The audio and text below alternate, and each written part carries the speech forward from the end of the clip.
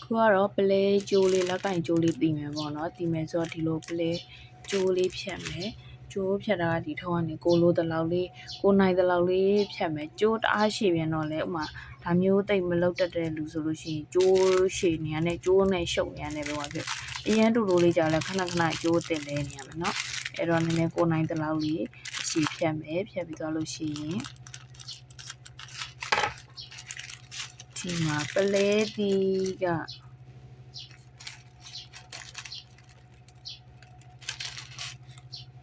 ပလဲတီးကသူ့ရဲ့ size နဲ့ပေါ့နော်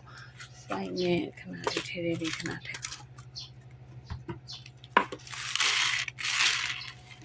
သူ့ရဲ့ size ပေါ်မူတည်ပြီးတော့ပေါ့နော်အခုဂီကြစ်ထားဆိုလို့ရှိရင်ကျိုးအလုံး size လေးက6လုံးထည့်ထားတာနော်ဒီကိုကပဲပလဲသီးလေးကအလုံးနည်းနည်းကြီးရယ်ဆိုလို့ရှိရင်6လုံးဆိုရင်ကျိုးအလုံးတိုင်းကြီးသွားမလားအဲ့ဆိုလဲ5လုံးလောက်ပဲလောက်ရတယ်4လုံးကြတော့ကျိုးကလုံးလေးမဟုတ်ပဲ4တောင်ဆက်ကြီးဖြစ်နေမယ်အဲ့လိုတော့ရှိမယ်နော်4လုံးကြလို့ရှိရင်အဲ့ဆိုတော့ဒီမှာ5လုံးပြီးသွားရင်သူကနောက်ဆုံးလုံးကြလို့ရှိရင်ဒါဒီဘက်ထိတ်နဲ့တည်ထားရပေါ့နော်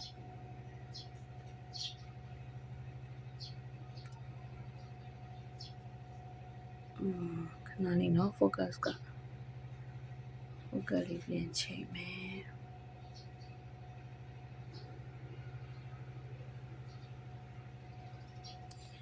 ဒါ5လုံးထည့်ပြီးသွားရင်ဒါ6လုံးမြောက်နောက်ဆုံးလုံးပေါ့နော်အဲ့နောက်ဆုံးလုံးကြလို့ရှိရင်ဒီဘက်ကျိုးထိတ်လေးကိုပါသွင်းပါမယ်နော်ဒီဘက်ကျိုးထိတ်လေးကိုပါအဲ့ဒီအပေါက်ထဲကိုဒီလိုချစ်ကသွင်းလိုက်မယ်သွင်းပြီးသွားလို့ရှိရင်အဲ့ဒါကိုဆွဲလိုက်မယ်ဆွဲတဲ့အခါဒီဘက်ကျိုးနှစ်စာလေးညီအောင်လို့ဒီလိုလေးပို့ကင်တာညီအောင်လို့ဆိုတာအတူရှိကုန်လာတူအောင်လို့နော်အဲဆိုဒီလို6လုံးဝင်လေးရမယ်ဒီ6လုံးဝင်လေးကဒါဟိုပါနော်6လုံးဝင်လေးကဒါကျိုးရဲ့အလုံးစိုက်ပေါ့နော်လက်ကင်အလုံးစိုက်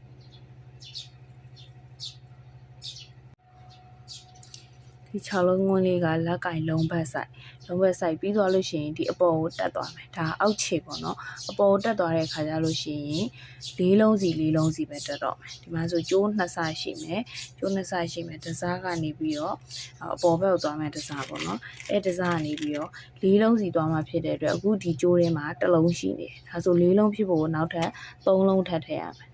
3လုံးထပ်ထည့်တာကိုနှလုံးထည့်လိုက်မယ်ထည့်ပြီးတော့နောက်ဆုံးလုံးကြလို့ရှိရင်ဒီဘက်ကျိုးစာလေးပါထည့်မယ်သူကအမြဲတမ်းနောက်ဆုံးအလုံးမှာအဲ့လိုဟိုဘက်ကျိုးဒီဘက်ကျိုးနောက်ကျိုးထည့်ရမယ်နော်ဒါဆိုရင်ဒီမှာ4လုံးတိုင်လေးသွားပြီ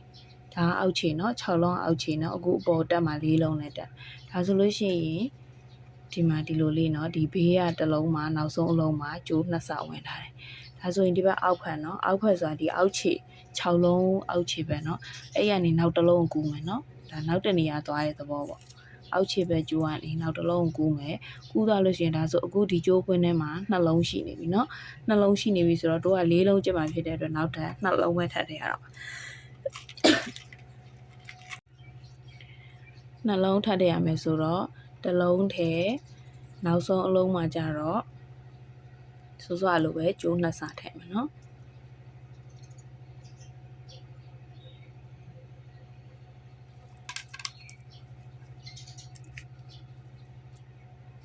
ဒါဟိုပလဲသီးအိတ်လေးတွေကြစ်တက်တဲ့လူတွေဆိုရင်တော့ဒါလွယ်လွယ်လေးကြစ်တက်တယ်เนาะဒီလိုမျိုးတစ်ခါမထိုးဘူးတဲ့လူဆိုရင်နည်းနည်းတော့မျက်စိရှုပ်နေမလားမသိเนาะဒါဆိုရင်ဒီမှာကြည့်4လုံးနှစ်ခါရပြီဒါဆိုရင်နောက်တစ်လုံးကိုကူးမယ်နောက်တစ်လုံးကူးတဲ့အခါအောက်ဖက်เนาะသူ့ဘက်နဲ့နီးစပ်နေတဲ့ကျိုးလေးကနေနောက်တစ်လုံးကူးမယ်ကူးသွားရင်ဒီမှာကျိုးခွင်းထဲမှာနှလုံးဖြစ်နေပြီဒါဆိုရင်တို့က4လုံးရဖို့ဒီအပေါ်ကျိုးကနေပြန်ထည့်မယ်เนาะပေါ်ကျိုးထည့်တဲ့အောက်ကျိုးထည့်လို့တော့ရတယ်ဒါပေမဲ့သူကကျိုး2ကျိုးရှို့ရမယ့်အလုံးဒီကိုဆက်သွားမယ့်ဘက်က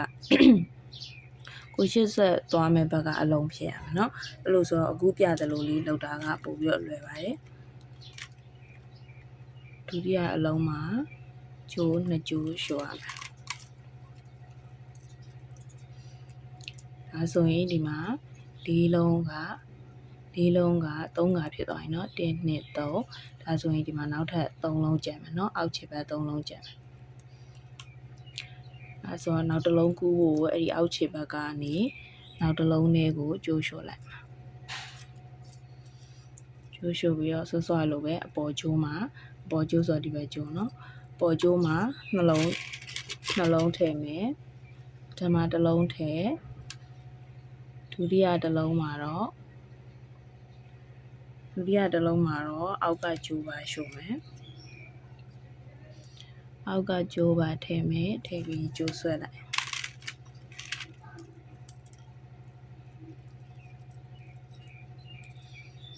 ဟုတ်ပြီနော်ပြီးရင်အောက်ကျိုးကအောက်ခြေကနောက်တစ်လုံးကူးမယ်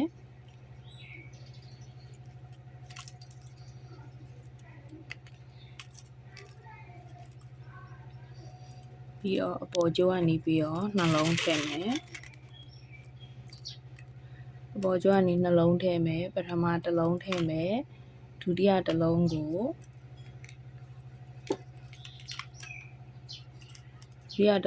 တော့ဒီအောက်ကျိုးပါဒီလိုလေးလျှော့လိုက်မယ်ပြီးကျိုးဆွဲမယ်ဒါဆိုရင်4လုံးထိုးလာတာဒီအောက်ခြေက6လုံးဆိုတော့6ခါထိုးရမှာเนาะအခုဆို5ခါပြီးပြီဒီတစ်လုံးကျန်ဒီတစ်လုံးဒီဒါနောက်ဆုံးဖြစ်တဲ့အတွက်နောက်ဆုံးကြလို့ရှိရင်ဒီအောက်ခြေအလုံးကိုလည်းရှုံမယ်သူ့ကိုပထမဆုံးစခဲ့ဒီအလုံးကိုလည်းရှုံမယ်3လုံးဖြစ်သွားတာပေါ့เนาะဒီမှာအောက်ကျိုးနဲ့အောက်ခြေကတစ်လုံးပြီးရင်ဒီမှာဆက်စချင်းကတစ်လုံးဒါနောက်ဆုံးအလုံးဆိုရင်ဒီလိုရှုံရပါတယ်เนาะဒါဆိုရင်ဒီကျိုးကွင်းထဲမှာဒီမှာ3လုံးဖြစ်နေပြီเนาะဒါဆိုရင်4လုံးပြည့်ဖို့တစ်လုံးပဲလို့တော့တယ်ဆိုတော့တစ်လုံးပဲထည့်မယ်အဲ့တစ်လုံးမှာအခုထိုးတဲ့အပေါ်ကျိုးရောဒီဘက်ကအောက်ကျိုးရောရှုံလိုက်ပါဒါဆိုရင်4လုံးနဲ့တဒန်းပြီးသွားတယ်ပေါ့နော်ဒီမှာဒါကကျိုးရဲ့အဝ6လုံးဆိုတာကျိုးရဲ့အဝ4လုံးဆိုတာအပေါ်တက်သွားမယ်အရှိเนาะကဲဒါဆိုရင်4လုံးနဲ့6ခါပြီးသွားပြီဒီမှာ6လုံးရှိနေမယ်เนาะ6ခါပြီးသွားဒါဆိုနောက်တဒန်းတက်မယ်နောက်တဒန်းတက်ဖို့ဒီမှာ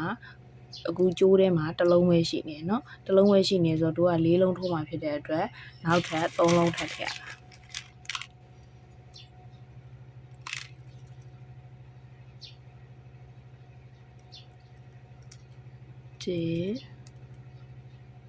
နဲ့3လုံးထပ်ထဲမှာဆိုတော့2လုံးပြီးပြီနောက်ဆုံးအလုံးမှာဟိုဘက်ကျိုးပါရှုပ်မယ်เนาะနည်းနည်းချင်းဆိုင်ဒီလိုရှုပ်တာเนาะဒီမှာဒါဆိုရင်4လုံးတန်းလေးနောက်တန်းသွားပြီเนาะဒါဆိုရင်စောစောလိုပဲဒီဘက်တစ်လုံးကိုကူးဖို့ဒီအောက်ကျိုးနဲ့အောက်ဘက်ကကျိုးနဲ့ဒီဘက်တစ်လုံးကိုကူးလိုက်မယ်ဒါဆိုရင်ဒီကျိုးဝင်းထဲမှာနှလုံးဖြစ်နေပြီ4လုံးရဖို့နောက်ထပ်2လုံးထပ်ထည့်နောက်ထပ်2လုံးထည့်မယ်ဆိုတော့ပထမတစ်လုံးထည့်ဒုတိယတစ်လုံးမှာဒီဘက်ကကျိုးပါရှုံမယ်ဒီဘက်ကကျိုးပါထည့်မယ်ဒီမှာဒါဆိုရင်နောက်ထပ်4လုံးတန်းတစ်ခုရပြီပြီးရင်အောက်ကျိုးနဲ့ဘေးတစ်လုံးကူးမယ်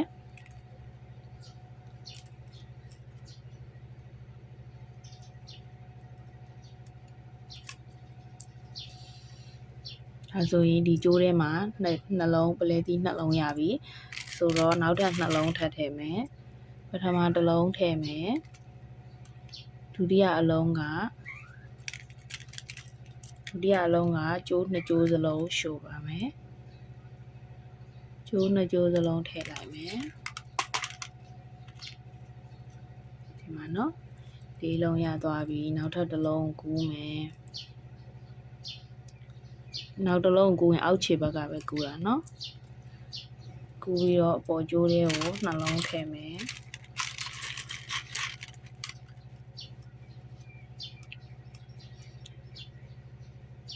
က တစ်လုံးထည့်မယ်နောက်တစ်လုံးကျတော့ဒီဘက်ကကြိုးပါထည့်မယ်ပြီးတော့ကြိုးလေးဆွဲလိုက်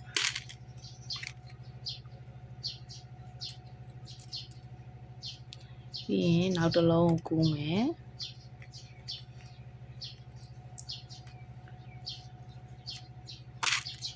အောက်ကျိုးနဲ့ကူးတာเนาะနောက်တစ်လုံးပြီးတော့အပေါ်ကျိုးမှာကပလဲသီးထည့်မယ်တစ်လုံးနှလုံးမြောက်မှာဒီဘက်ကကျိုးပါရှုံမယ်ဆွဲမယ်ဒါဆိုရင်ဒီမှာစောစောလိုပဲနောက်ဆုံးတစ်လုံးပဲကျန်တော့တယ်เนาะနောက်ဆုံးတစ်လုံးဆိုဒီတစ်လုံးကိုလည်းရှုံမယ်ဒီဘက်ကဆက်စားခြင်းတစ်လုံးကိုလည်းရှုံမယ်ဒီမှာဆက်စားခြင်းဒီအဲဆိုရင်ဒီမှာကျိုးထဲမှာ3လုံးဖြစ်သွားပြီเนาะ3လုံးဖြစ်သွားပြီဆိုတော့နောက်ထပ်တစ်လုံးထည့်မယ်အဲ့တစ်လုံးမှာတော့2ကျိုးလုံးထည့်2ကျိုးလုံးရှုရမယ်เนาะ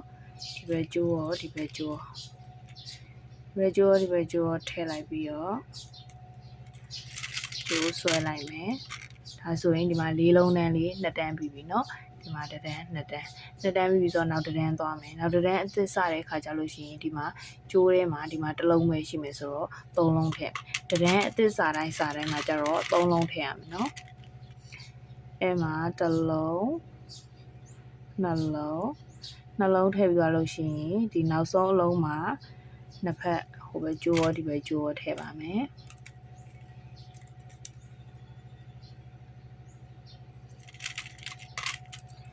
ထည့်လိုက်ရင်ဒါ4လုံးတန်းနောက်1တန်းစပါပြီเนาะ4လုံးတန်းနောက်1တန်းစပြီဆိုတော့ဒီမှာဒီဘက်တစ်လုံးကိုကူးမယ်အောက်ဖက်ကျိုးနဲ့ဒီဘက်တစ်လုံးကူးလိုက်မယ်အဲဆိုရင်ဒီမှာကျိုးထဲမှာနှလုံးရပြီဆိုတော့နောက်ထပ်နှလုံးထည့်မယ်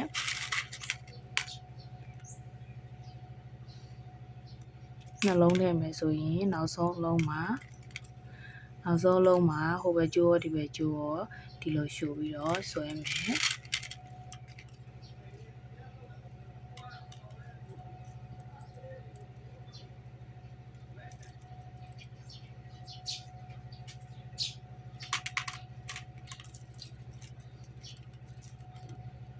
ဒါဆိုရင်ဒီမှာ4လုံးနဲ့နောက်1တန်းတက်သွားပြီเนาะနောက်1တန်းတက်သွားပြီဒါဆိုရင်နောက်တစ်ခုကူးမယ်အခုအဲ့လိုထိုးပြသလိုလေးပဲကိုအနည်းဆုံး8လက်မလောက်အထိတော့ရအောင်ထိုးရမယ်တိလားရအောင်ထိုးရမယ်အဲ့ဒီမှာဒီမှာကျိုးကုံသွားလို့ကျိုးအစတက်တာလေးပြန်ပြမယ်เนาะအခုအတိုင်းလေးပဲဆက်ထိုးသွားကျိုးကုံကနေလေးကျိုးအစတက်တာလေးပြန်ပြပါမယ်ကဲဒီမှာဆိုရင်ကျိုးကတစ်ဖက်ကတုံသွားပြီเนาะမှာဆိုရင်ဒီဘက်ကျိုးလေးကတိုးသွားရင်ဒီဘက်ကျိုးကရှည်သေးတယ်ဒါပေမဲ့အဆုံးသက်ရင်တော့အတူတူပဲအဆုံးသက်လိုက်မယ်เนาะအဆုံးသက်တဲ့အခါကျတော့ဒီဘက်တစားပေါ့เนาะတစားကိုသူကဒီလိုဘေးချင်းကက်ရက်အလုံးလေးတွေကိုကျိုးစာလေးလိုက်ထိုးပလိုက်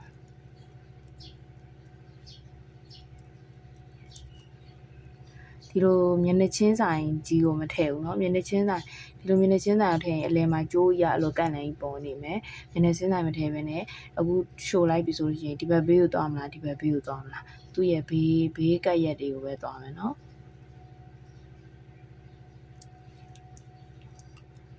ဆိုရင်ဒီဘက်ဘေးကိုသွားလို့ရမယ်အပေါ်ဘေးကိုသွားလို့ရမယ်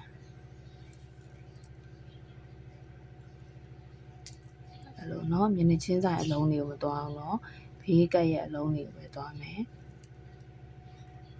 အဲ့လိုမျိုးခက်ဝေးဝေးလေး4-5-6လုံးထိုးပြီးသွားရင်ကျိုးဖြတ်လိုက်လို့ရပြီเนาะ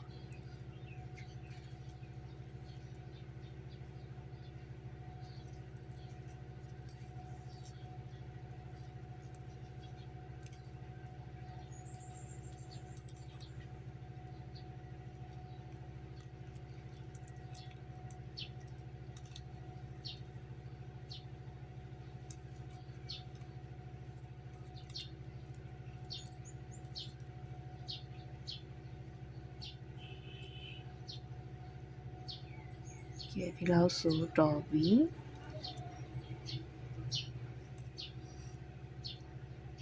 ကျ ကျိုးကအကြည်လေးဆိုတော့ဒီချာမြင်ရလားတော့မသိဘူးเนาะတော်ပြီးပြီးသွားရင်ခြိဖြတ်လိုက်မယ်ခြိဖြတ်ဒီကျိုးဖြတ်တဲ့အခါကျတော့စောစောပြောသလိုဒီပလဲလုံးလေးကိုအစမှပြောခဲ့တယ်လို့เนาะပလဲလုံးလေးကြားထဲကိုဖြတ်ရတဲ့အတွက်အချီကကြီးကချွန်လေးဖြစ်မှာအဆင်ပြေမယ်เนาะကဲဒါဆိုရင်ဒီဘက်ကျိုးတစားလည်းအဲ့လိုပဲသဘောပေါက်တယ်เนาะဒီလိုသူ့ဘေးကက်ရဲ့အလုံးတွေကိုထိုးမှာ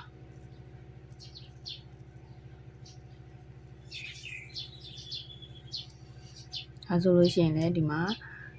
သူ့ရဲ့မျက်နှာချင်းဆိုင်အလုံးကိုမသွားဘူးမျက်နှာချင်းဆိုင်အလုံးကိုသွားရင်အလဲမှာကျိုးကြီးပေါ်နေမှာเนาะဒီဘက်ဘေးအလုံးကိုသွားမလားဒီဘက်ဘေးအလုံးကိုသွားမလားကိုကြိုက်တဲ့ဘက်ကိုသွားလို့ရတယ်เนาะ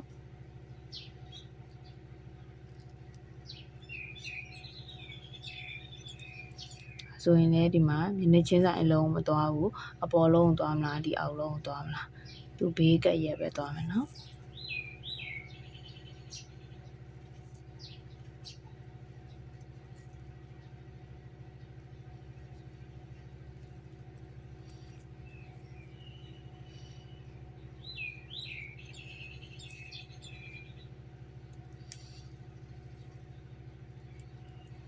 ကျိုးကိုခြိစားဒီလိုကျိုးစားတတ်တဲ့အခါကျလို့ရှိရင်ကျိုးကိုတင်းတင်းလေးဆွဲပါဘာလို့ဆိုနောက်မှာရော့နေရကြီးဖြစ်ခဲ့မှာဆိုတော့เนาะ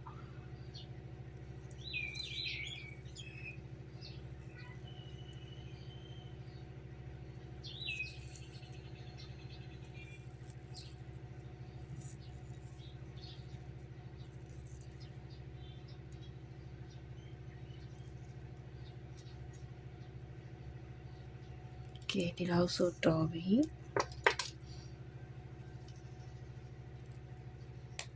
ဒါကအဆုံးသက်တဲ့ပုံခြိစားအသက်တဲ့ပုံပေါ့နော်ကဲဒါဆိုရင်ကိုကမပြီးသေးဘူးဆက်ထိုးမှဖြစ်တဲ့အတွက်ဒီဘက်စမဲ့ဘက်မှာကျိုးလေးထပ်ရှို့မယ်ပေါ့နော်ဆိုပြောသလိုပဲကျိုးကတော့ကိုနိုင်တဲ့လောက်ပဲဖြတ်ပေါ့နော်ဒါဆိုလို့ရှိရင်တစ်လုံးမှာရှို့လိုက်ဘယ်တစ်လုံးဖြစ်ရတယ်နော်ရှို့ပြီးသွားလို့ရှိရင်ဒီထိပ်ဖြားလေးကိုနည်းနည်းညှိကင်ထားနော်မဟုတ်လို့ရှိရင်တားရီတူရှိကွာမှာဆိုလို့ညှိထားတာတော့မှဆွဆွအဲ့လိုမျိုးကွာသွားရင်နော်ကျူးဆွဲနေကဲဒီမှာတစ်လုံးမှရှို့ပြီးသွားပြီဆိုတော့ပုံမှန်အတိုင်းဒါအပေါ်ဆက်တက်မယ်ဒီဝင်းထဲမှာတစ်လုံးရှိရဆိုတော့နောက်ထပ်3လုံးထပ်ထည့်မယ်နော်ကျိုးရနည်းနည်းရှည်သွားတယ်3လုံးထပ်ထည့်မယ်ဆိုတော့တစ်လုံး2လုံးပြီးရင်3လုံးမြောက်မှာကလက်ကျိုးရှို့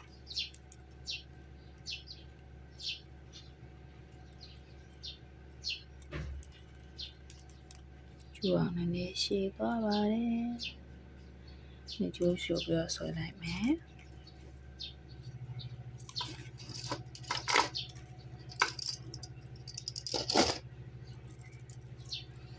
ဒါဆိုရင်ဒီလိုလေးရပြီเนาะဒါဆိုရင်စောပြောခဲ့သလိုပဲဒီဘက်တစ်လုံးကူးမယ်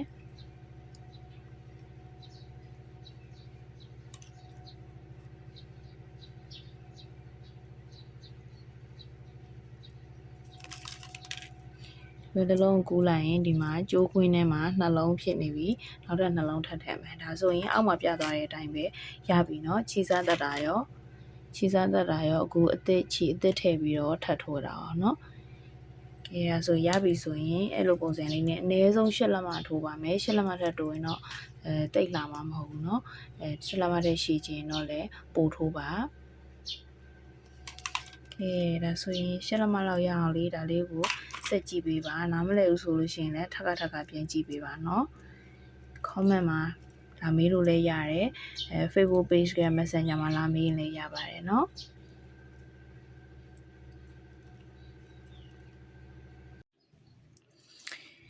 ကဲဒါဆိုရင်ဒီမှာဒါလေး8လက်မဒါအဆုံးသတ်လိုက်ပြီပေါ့နော်အဆုံးသတ်တာပြထားခဲ့တယ်လို့ပဲအဲ့ဒီပုံစံအတိုင်းလေးအဆုံးသတ်မှာเนาะကဲပြီးသွားရင်ဒါလေးကိုအရင်ဆုံးတွဲပါမယ်เนาะအရင်ဆုံးတွဲပါမယ်ဆိုတော့ဒီလိုချုပ်အပ်လေးနဲ့ဒီမှာခြီလေးထည့်ထားမယ်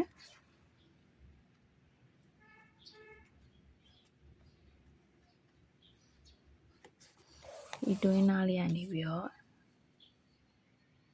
နေလေးခြိလိုက်ပါနော်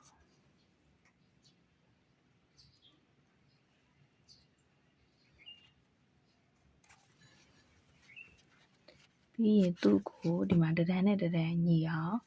ဟိုဘက်ဒီဘက်တွဲရုံပါနော်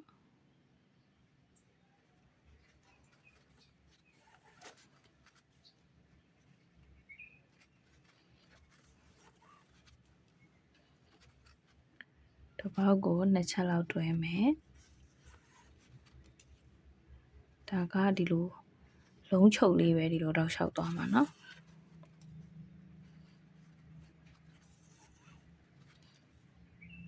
ဒီကသူကဟိုဘက်ကိုယ့်ရဲ့အတန်းလေးတွေဟိုဘက်တန်းနဲ့ဒီဘက်အတန်းနဲ့အတန်းညီဖို့အတန်းမလွဲဖို့တော့သတိထားမယ်ဒီနေရာလေးက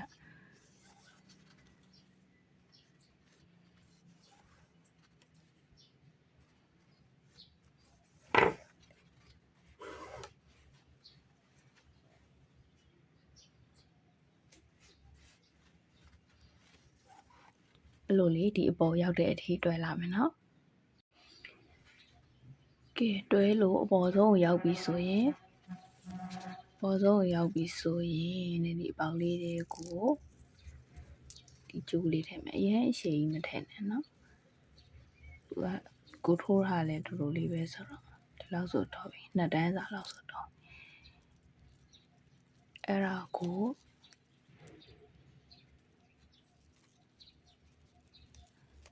ဒီပလဲကျိုးလေးကိုဖောက်ပြီးတော့နော်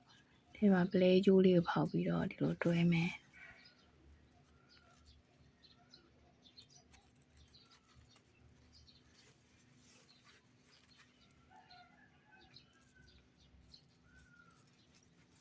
အဲ့တော့ဘယ်လိုတွဲရမယ်တော့မဟုတ်ကိုယ့်အောင်ခိုင်အောင်ပဲ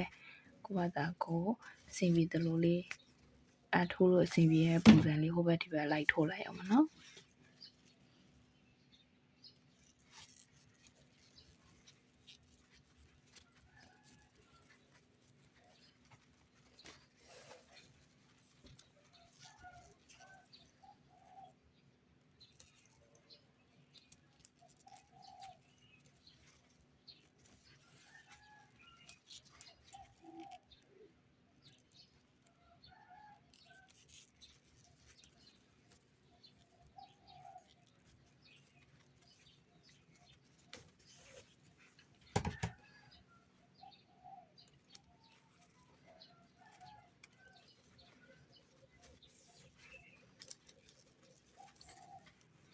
ဒီလောက်ဆိုတော်ပြီ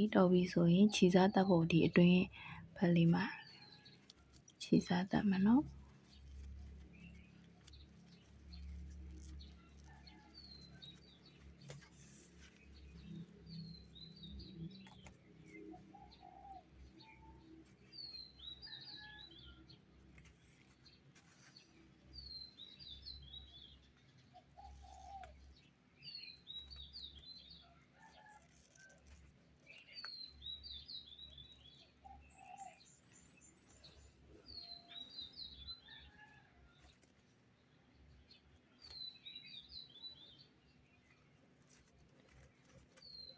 ထုံးလေးထုံးလိုက်ထုံးပြီးတော့ရင်တနေရကနေပြီးတော့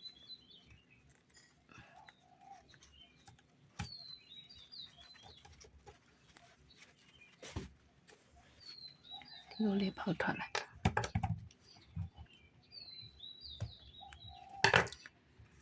ဆိုရင်တစ်ဖက်ပြီးပြီเนาะဒါဆိုဒီဘက်တစ်ဖက်ကိုလည်းအဲ့လိုလေးဒီဘေးလေးကိုအရင်တွဲချုပ်မယ်ပြီးတော့မှဒီဘက်ကဒီကောင်လေးလာပြီးတော့ဒီလိုတွဲမယ်เนาะကဲဒီဘက်ကိုလည်းတွဲချုပ်လိုက်ရင်ဒီမှာဒီလိုလေးရပြီပြီးတော့အိတ်ကိုနည်းနည်းလေးပုံချလိုက်ပေါ့နော်ဒီကလေးကဖောင်းလေးကဲပြီးရင်ဒီမှာတန်လိုက်နှိပ်စီလေးတက်မယ်နော်တန်လိုက်နှိပ်စီလေးကဟိုခြေထောက်လေးနဲ့ဟာမဟုတ်ဘဲနဲ့ခြေထောက်လေးနဲ့ဟာမဟုတ်ဘဲနဲ့ဟိုတွဲဟာဖြစ်တဲ့အချီနဲ့တွဲတဲ့ဟာတုံးမယ်နော်ကုံလေးလို့အဲ့ဒါလေးတော့တက်မပြတော့ဘူးဒီမှာဟမ်မိတ်စာတန်းလေးကတော့ထည့်ရင်တော့ပိုးလာတာပေါ့နော်ကိုကြည့်လိုက်ကိုအိတ်လေးရဲ့ဘယ်ဘက်ကပို့ပြီးတော့လှမလဲပေါ့ရှေ့ထားလို့ရှေ့ဘက်ထားလို့လှမယ်ဥစ္စာလေးကိုကြည့်ပြီးတော့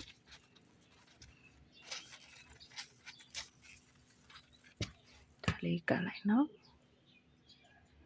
ကဲဒါဆိုရင်တော့အိတ်ကလေးကပြီးပါပြီအဲ့ဒီတန်လိုက်တွဲတာလေးတော့ကိုကတွဲလိုက်နော်တွဲမပြတော့ဘူး